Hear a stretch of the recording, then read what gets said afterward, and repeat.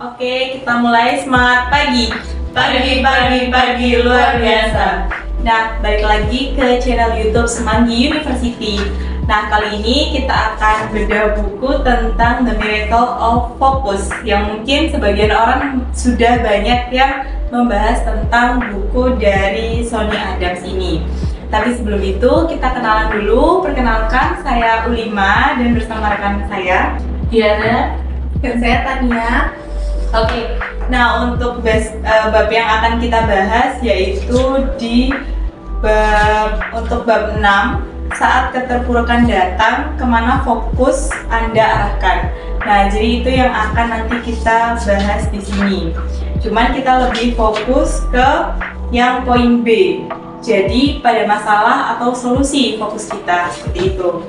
Nah, mungkin kita tanyain dulu dari Mbak Tiara, mungkin ya bisa sharing-sharing ke kita. Pastinya kan setiap orang punya masalah seperti itu ya. Nah, mungkin bisa diceritakan nggak kira-kira mungkin masalah yang pernah terjadi gitu di pekerjaan atau di kehidupan Mbak Tiara yang bisa bikin Mbak Tiara itu mikir antara ini fokusnya ke masalah atau ke solusi atau gimana ya?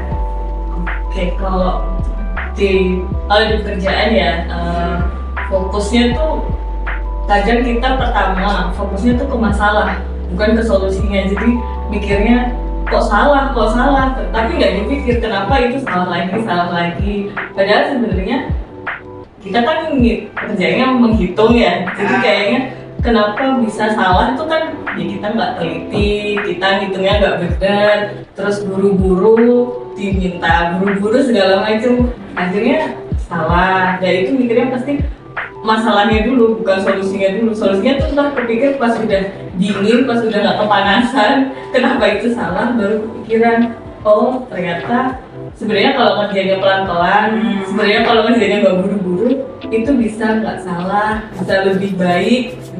Contoh case-nya mungkin yang bisa di-sharingkan di sini. Ini sih, kalau kerjaanku sehari-hari kan buat faktur pajak. Kadang tuh buat faktur pajak itu karena buru-buru, misal mau dipakai faktur pajaknya, jadi otomatis hari itu juga mau di-input. Kadang tuh nominal belakang dari PPN tuh entah Rp1 atau Rp2 itu nggak teliti, akhirnya salah. Jadinya solusinya ya revisi faktur pajak, tapi ribet banget karena harus ngubungin pelanggannya dulu, mau nggak direvisi, terus ngehubungin salesnya dulu, gimana ini karena akunya salah buat faktur pajak gitu.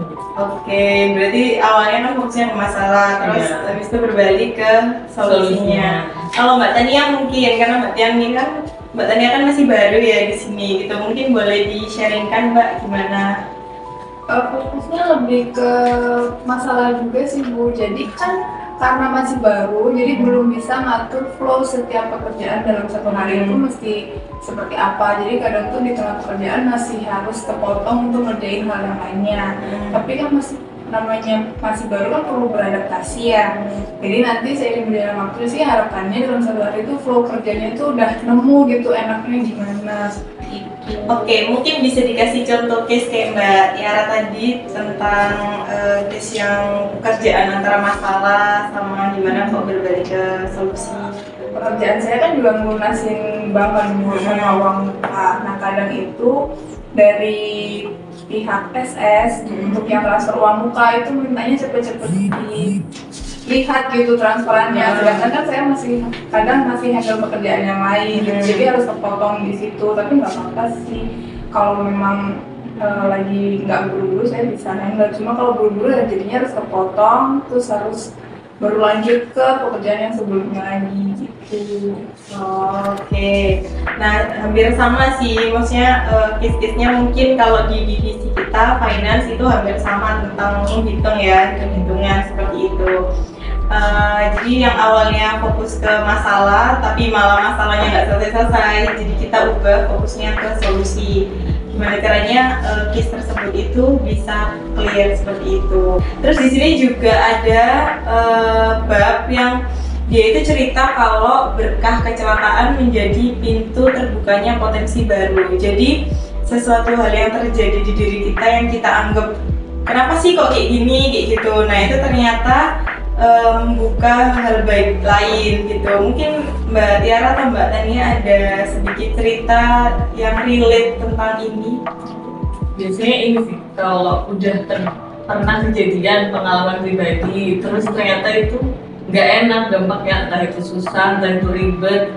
Kayak contohnya aja gini, bayar pajak ini nih, pajak PPN. Karena kadang kalau kan ada batas sampai tanggal 10, lebih dari tanggal 10 itu akan kena denda 2%, nah kayak gitu. Karena udah pernah kena denda, otomatis sebelum tanggal 10 tuh udah dibayar gitu. Untuk kecelakaan sejauh ini belum sih Bu, jadi selama ini semua yang saya lakukan sih berdasarkan rencana saya belum.